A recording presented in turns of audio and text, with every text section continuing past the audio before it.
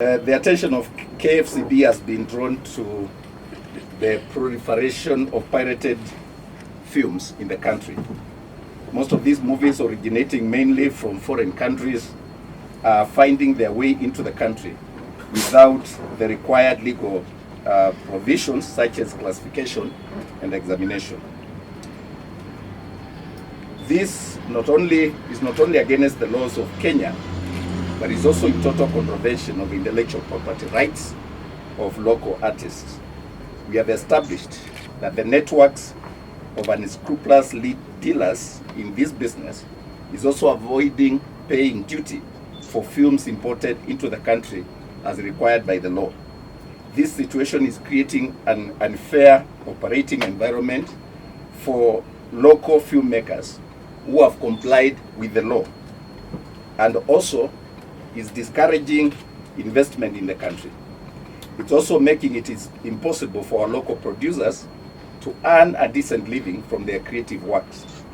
We are particularly concerned that if this situation is not addressed, it will be impossible for the industry to grow, as it will make it difficult, and it will make it difficult for us to achieve as a country the 40 to 60% local content requirement or threshold that is set in the programming code for free-to-air radio and television services in Kenya.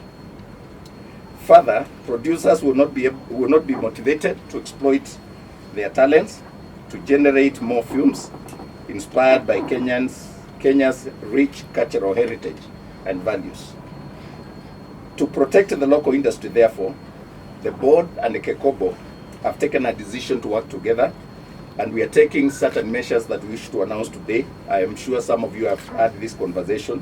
But the first thing is we are banning the importation of unlicensed films or movies or artistic works to the country without following the procedures. And this, of course, involves the customs as well.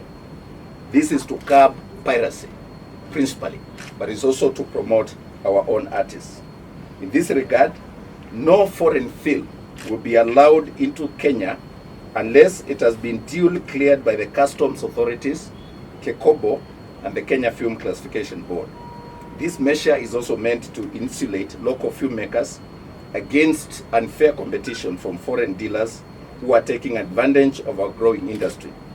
All foreign films will also be required to bear the appropriate KFCB classification symbols to protect children from exposure to inappropriate content.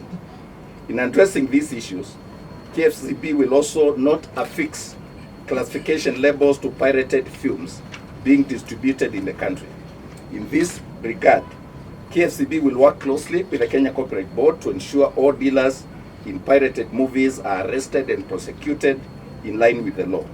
Field officers from both agencies will collaborate with the police by reporting all distributors and exhibitors of pirated content to ensure that they are brought to book. In the meantime, we wish to inform the public that film distribution and exhibition licenses issued by KFCB is not an approval or stamp to allow dealers to violate intellectual property rights of producers. And indeed, we have also instructed our regional officers to ensure that we do not affix classification labels on pirated material. And where we find anyone in possession or seeking our classification labels or symbols or licenses, we will report them to KEKOBO. And I'm very grateful that Bwana CEO is here, because working with the Kenya Copyright Police Unit, there's a enforcement unit. Yes. Then it will become easier for us to enforce the law. The board has also barred county governments from issuing filming licenses to protect filmmakers from double taxation. As you are aware, we've been having a challenge of double filming licenses. KFCB license is a national function, but when filmmakers obtain the license from KFCB and they go to the counties, some of the counties have been charging a lot of money, some as high as 150,000 per day. If you change from one street to another, you are charged something different. If you focus your camera on a monument, you are charged another tax. And this multiplicity of taxations is actually against Cap 191 of the laws of Kenya, or of the Constitution, that states that county government should only charge for services offered, but not to issue other licenses. So if they have established a theatre, or they have conserved certain cultural heritage or certain sites, probably there could be some understanding or some levies that they charge, but not a filming license.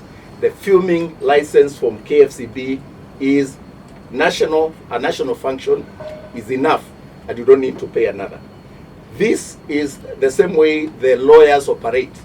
If a lawyer gets a license from the Law Society of Kenya, and I think my colleague is a lawyer, if you get a license from the Law Society of Kenya, you do not need to get another one from a county government to be able to represent a client. So we think this industry is being treated badly, and sometimes people think it is actually KFCB that is coming up with or imposing these fines. Some of the counties that have been reported to us, like Kilifi, Kajiado, Narok I could understand because of Masai Mara and the conservancy issues. But some of them are charging ridiculous fines and licenses that don't make sense. And I think it's time we started a conversation with the Council of Governors to ensure that we bring this to an end. Principally today, we wanted to state categorically that there will be no licensing or distribution of pirated material.